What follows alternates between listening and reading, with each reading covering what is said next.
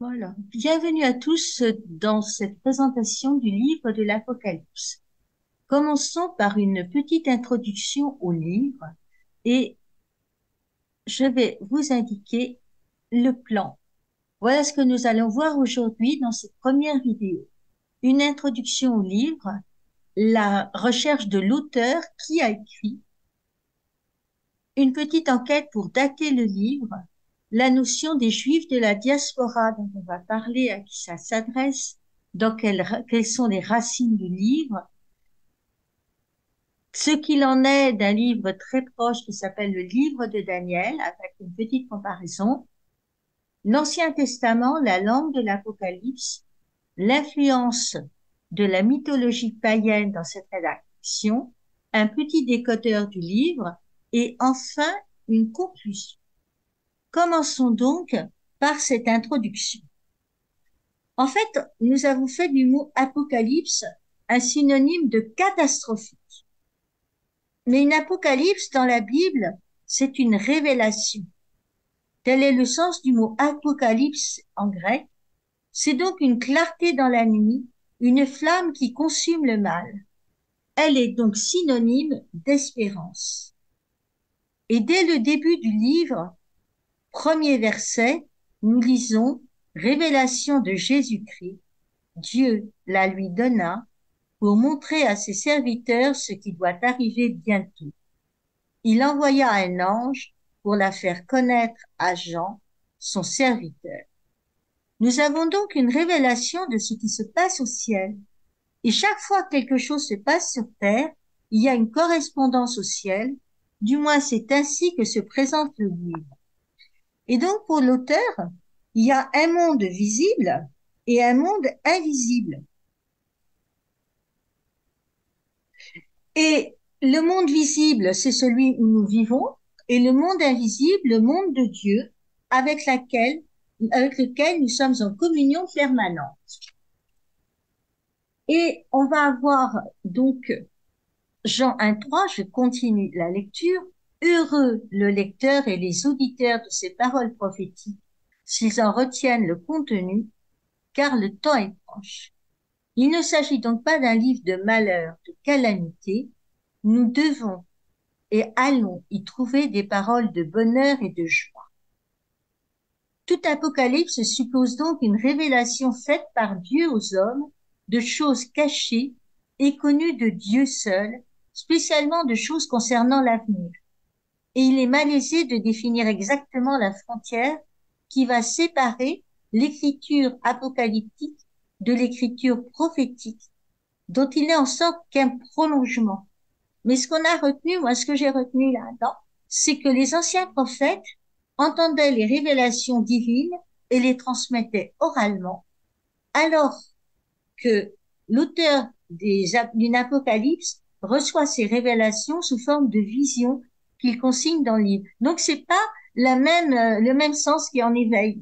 Dans le premier cas, avec les prophètes, c'est lui, et dans l'autre cas, avec les apocalypses, c'est ce qu'on appelle une vision.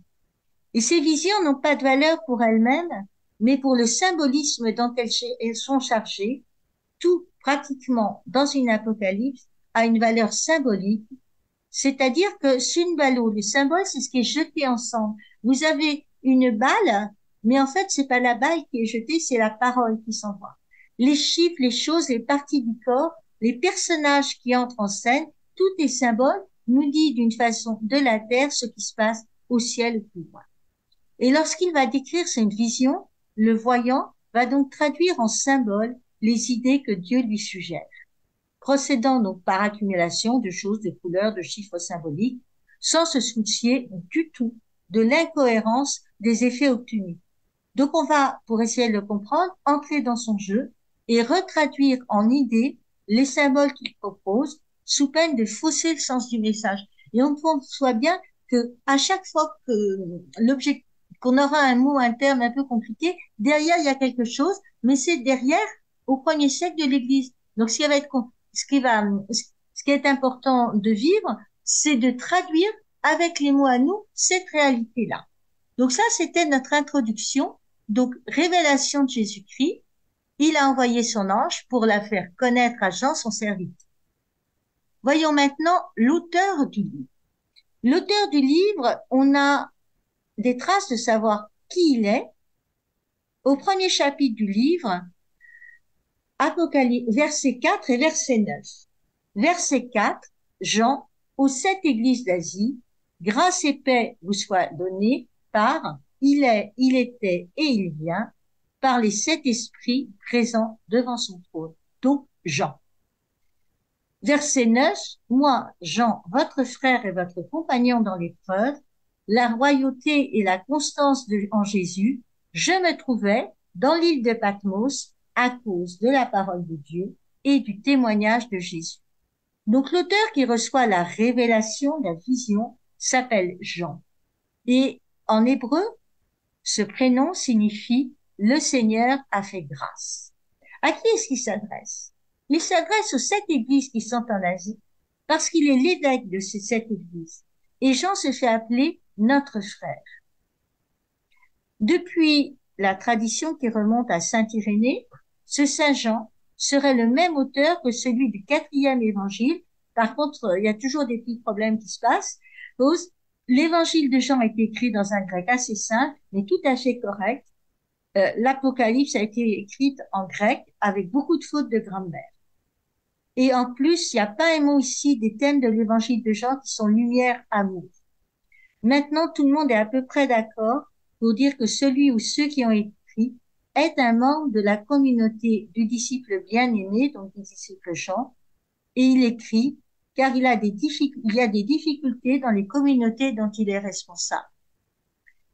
Donc, un auteur, Jean, communauté du disciple bien-aimé, qui a mis en place, qui a rédigé le livre. Comment est-ce qu'on va faire pour dater les livres? Pas évident de savoir à peu près à quelle époque, à quel moment, dans quel contexte ce livre a été écrit. Nous avons en Apocalypse 17, versets 9 et 10, ici, il faut de l'intelligence, mais avec la sagesse, les 7 têtes sont 7 collines sur lesquelles réside la femme. Elles sont aussi 7 rois. Apocalypse 17, 10, 5 sont tombés, un est là maintenant, et l'autre n'est pas encore venu, mais quand il viendra, il ne devra rester que peu de temps. On s'est donc interrogé sur cette succession royale, avec d'autant plus de circonspection que plusieurs listes sont possibles selon que l'on compte ou non les 3 souverains éphémères, Galba, Othon, Vitellius, durant l'année 68-69, bien sûr après Jésus-Christ, ayant suivi la chute de Néron avant que Vespasien n'inaugure la dynastie flavienne dans les années 69-96. On en arrive à situer la rédaction du livre qui est censé décrire le futur proche les excès et désordres apparus sous le règne de Domitien, avec en conséquence de graves menaces portées à la sécurité des communautés d'Asie mineure, propres à faire ressurgir la mémoire des drames vécus au temps de Néron, au temps des Flaviens. Donc on est dans cette démarche. Dans le diaporama, vous verrez les dynasties impériales romaines, avec la liste depuis César jusqu'à Néron, les Flaviens et les Antonins. Essayez de se resituer dans le contexte historique. Deuxième question, deuxième problématique, les Juifs de la diaspora. Dès les années 500 avant Jésus-Christ, les Juifs vont se disperser sur toute la surface du globe. Ils sont très présents dans les villes et comme ils sont puissants car ils font du commerce et ont des compagnies de bateaux, ils ont eu rapidement des droits très importants dans l'Empire. Ils sont en particulier exemptés du culte impérial. Et au début, les premiers chrétiens se trouvent dans les synagogues et pour les chrétiens, pour les Romains, qu'on soit chrétien ou juif, c'est la même chose. Et on va voir à travers Pline le Jeune ou tant d'autres qui sont un petit peu différents des autres, mais ça pose pas de problème aux Romains. Ils ne peuvent pas rendre de culte à l'empereur. En même temps qu'ils prennent de l'importance, ils vont se séparer peu à peu de la synagogue et ils vont dire au pouvoir impérial que les chrétiens ne sont pas des juifs, qu'ils ne sont pas des leurs. D'où le terme de synagogue de Satan que l'on va croiser. Il s'agit des membres des communautés juives qui sont allés voir les autorités et ont demandé que les chrétiens n'aient pas les mêmes droits qu'eux. Donc voilà ces juifs de la diaspora. Ils sont répartis partout, à toute la surface du globe, présents partout et font du commerce et ont des droits importants dans l'Empire. Regardons maintenant les racines de l'Apocalypse. Le genre apocalyptique, c'est un genre littéraire à part. C'est un genre littéraire, une façon de parler qui va naître autour du IIe siècle avant Jésus-Christ et il apparaît alors que disparaissent le prophétisme et les courants de sagesse. En fait, c'est la fusion des écrits de sagesse, des écrits de prophètes. Les prophètes, on l'a dit en introduction, sont ceux qui entendent les porte-paroles de la parole de Dieu, censés enseigner le peuple, et les écrits de sagesse essaient de contempler le monde tel qu'il est, tel que nous pouvons le voir. L'homme profondément sage est celui qui essaye de contempler la nature et d'y voir Dieu. Salomon, le sage par excellence, a su collectionner les plantes, les proverbes, il a su regarder les astres du ciel et a acquis une certaine sagesse dans la contemplation de la nature. Cette nature exprime profondément la révélation de Dieu. Et l'auteur va donc utiliser énormément d'images tirées de la nature. Et bien sûr, comme ce sont des images, comme qui vont devenir des symboles, ne jamais prendre des images au pied de la lettre. Le livre de Daniel, le livre de Zacharie ont des petits passages de ce genre littéraire. Et le livre d'Enoch, qui est un écrit non biblique du genre apocalyptique, le livre de la Genèse, Enoch, on en parle au chapitre 5 du livre de la Genèse, et il a été emporté sur un char de son vivant, alors qu'il était jeune, il n'avait pas 400 ans.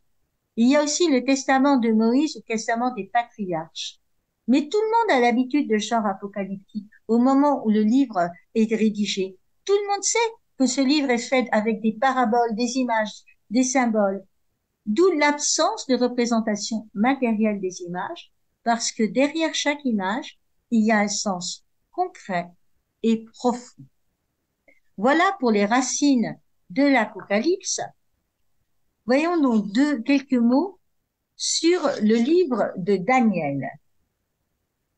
Les Juifs, au moment où le livre de Daniel est rédigé, les Juifs sont sur une terre convoitée par des royaumes qui ne s'entendent pas entre eux.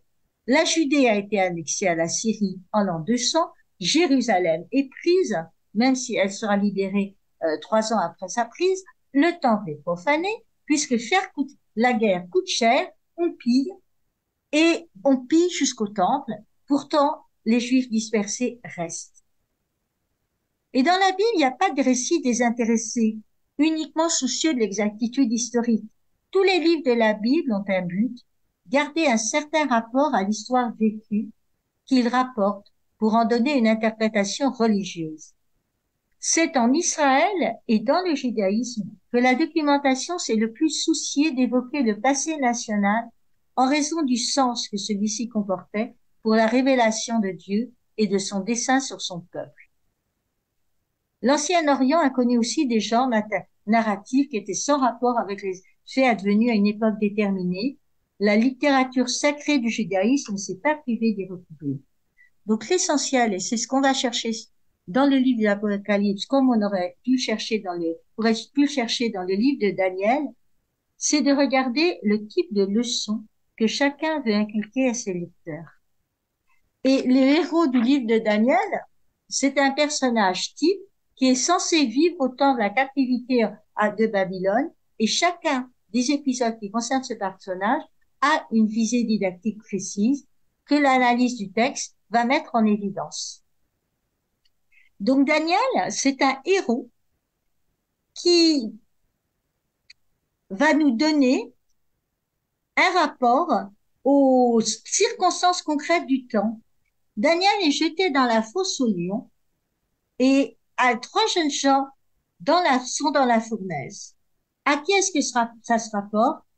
Au temps de persécution ou au moins un temps où on appréhende cette persécution, c'est possible, mais on est clair que les trois jeunes dans la fosse, eh bien, ils illustrent la prophète d'Isaïe, en Isaïe 43:2. Si tu traverses le feu, tu ne t'y brûleras pas. Pour chaque récit, il faut donc se demander d'abord la visée, le message. Et à partir de là, on entrevoit parfois une référence à l'histoire réelle, celle du temps de l'auteur, bien plus que celle du temps où est censé vivre le ou les héros. Donc voilà une forme littéraire de récit conventionnel, un cas, où l'auteur peut placer un autre genre qui relève à la fois de la prophétie, de la réflexion, de sagesse et de l'interprétation théologique de l'histoire. C'est donc l'Apocalypse, révélation du sens d'un bloc d'événements passés, examiné avec le recul du temps et placé dans la perspective d'un avenir qui s'ouvre sur le terme du dessein de Dieu. Dans le livre de Daniel, le prophète Daniel regarde l'actualité du temps de l'auteur avec le recul nécessaire. Il peut donc réfléchir à partir de là sur le déroulement du dessein de Dieu dans l'histoire de son peuple qui est mêlé à l'histoire de tout l'Orient. De ce fait, la lucidité du prophète l'emporte sur celle des sages et des devins babyloniens, ou plutôt chaldéens, que telle est la manière dont on désignait les astrologues à l'époque grecque. Et voici un parallèle entre Daniel 7:13 et Apocalypse 1:7. Daniel 7:13, je regardais au cours des visions de la nuit, et je voyais venir avec les nuées du ciel, comme un fils d'homme. Il parvint jusqu'au vieillard, et on le fit avancer devant lui. Et Apocalypse 1:7, voici qu'il vient avec les nuées, tout œil le verra, ils le verront ceux qui l'ont transpercé, et sur lui se lamenteront toutes les tribus de la terre. Oui, Amen. L'Ancien Testament, c'est la langue de l'Apocalypse. Le livre de l'Apocalypse, il est truffé de références à l'Ancien Testament, mais alors que dans les évangiles, les citations de l'Ancien Testament sont faites à partir exactement du texte de la Septante, de la version grecque, ici, c'est l'équivalent des formules. On trouve des formules équivalentes. Par exemple, en Apocalypse 15, 1-4, c'est l'équivalent de la formule afin que s'accomplit la parole du prophète disant. Et mis à part le renvoi au cantique de Moïse, désormais confondu avec l'agneau, aucun texte de l'Ancien Testament n'est convoqué, n'est cité en tant que tel. Par contre, la quasi-totalité des phrases de l'Apocalypse paraissent constituées d'éléments issus de textes antérieurs, mais organisés de façon novatrice. On nous a toujours dit que si on avait mis le livre de l'Apocalypse à la fin de nos Bibles, c'est que la rumination, la lecture des textes précédents nous permettait de comprendre le livre de l'Apocalypse. Voyons maintenant une influence concrète, la mythologie païenne. Les chapitres 11 et 12 de notre livre de l'Apocalypse sont profondément marqués. Nous savons que Zeus a fauté avec une certaine Leto, qui du coup va attendre un enfant, et cet enfant doit tuer dès la naissance le dragon Python. Zeus veut préserver l'enfant. Il fait transférer Leto par le vent sur une île, empêchant ainsi de tuer l'enfant Apollon dès sa naissance. Le 4e jour de sa naissance, il va tuer le serpent Python. Et dans le récit du dragon des chapitres 11 et 12 que nous reverrons, nous avons par les formes, qui sont des formes littéraires, un rappel de cette mythologie grecque, celui qui va pouvoir éclairer par sa parole, car Apollon va pouvoir écouter Adèle. c'est le Christ qui va donner les véritables paroles.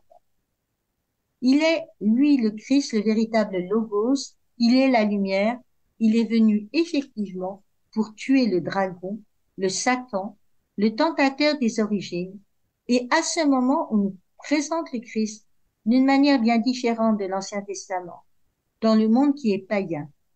Alors, d'autres exemples de mythologie, le mythe de Néron. On est persuadé que quelques années après sa disparition, Néron n'est pas mort et qu'il est prêt à venir reprendre le pouvoir. Et on voit que la bête va être mise en prison et on attend qu'elle revienne vivante pour régner à nouveau 1000 ans. Donc, beaucoup de références, d'influences de la mythologie païenne que l'on va croiser. Pour finir, un tout petit décodeur du livre.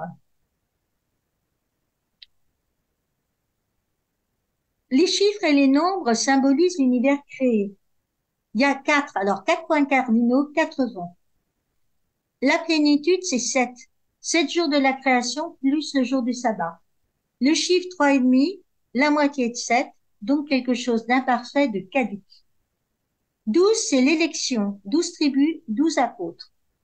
La totalité des élus, 12 au carré multiplié par 1000, voilà les 144 000 qu'on a en Apocalypse 7, 4, 8 et 14.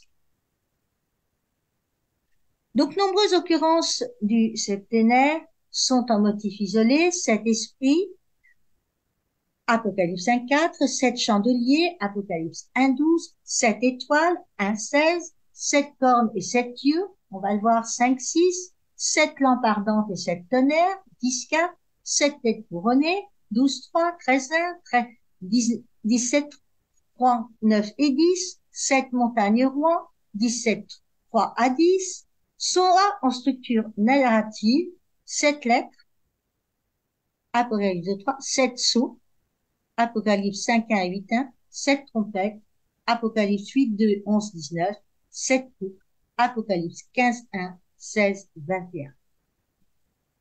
Deuxième point important, les dichotomies fréquentes entre le bien et le mal, entre Dieu et Satan, entre l'agneau et le dragon, entre adoration et idolâtrie, entre Jérusalem et Babylone, entre le sceau de Dieu et la marque de la bête, entre l'épouse et la prostituée, entre les anges et les esprits mauvais. Dernier point pour les nombres, on a des triades. Dragon, monstre marin, monstre terrestre. Apocalypse 12 et 13. Triple message angélique aux égarés trompés par Satan. Apocalypse 14, 6 à 11. Triple comparution au jugement dernier. La bête de l'abîme, prophète de mensonges et dragon.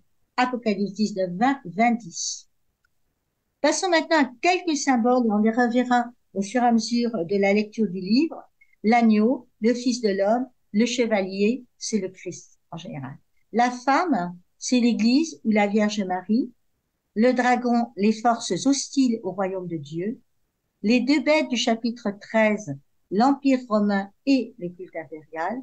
La bête du chapitre 17, Néron. Babylone, c'est la Rome païenne. Les robes blanches sont la victoire. Donc voilà un petit décodeur rapide du livre.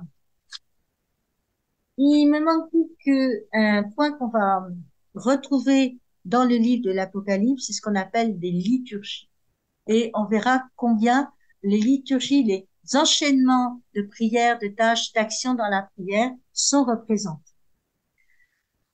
En conclusion, vous l'avez bien vu, et j'espère que ça devient plus clair pour vous. La visée des apocalypses n'est pas de prédire l'avenir, ni de reconstituer le passé, mais d'adresser au lecteur un message visant l'urgence du présent. Donc, c'est inviter à la résistance spirituelle face aux pressions sociales fortes, à la lumière d'une double conviction. Premièrement, Dieu a déjà maintes fois manifesté sa fidélité. Par exemple, le retour de l'exil, et il n'y a pas lieu de douter de son soutien.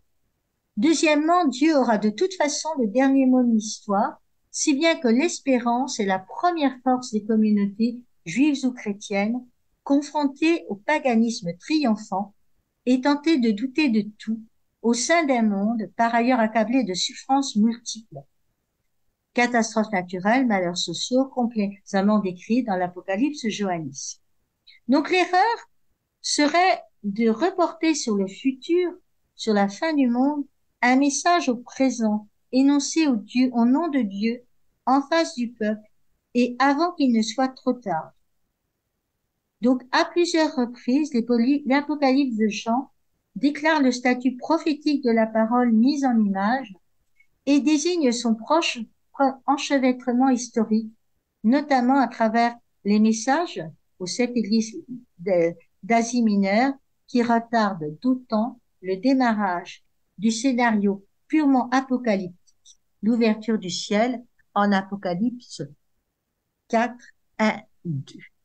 Voilà ce que je voulais vous donner en petite introduction. Donc, retenons bien Apocalypse, Révélation, Espérance. Dans la prochaine vidéo, je vous parlerai d'une première vision. Merci beaucoup pour votre attention et dès la troisième vidéo, j'espère qu'on aura la chance d'avoir un enregistrement en live de ce qui s'est passé, donc avec plus d'échanges. À la prochaine, au revoir.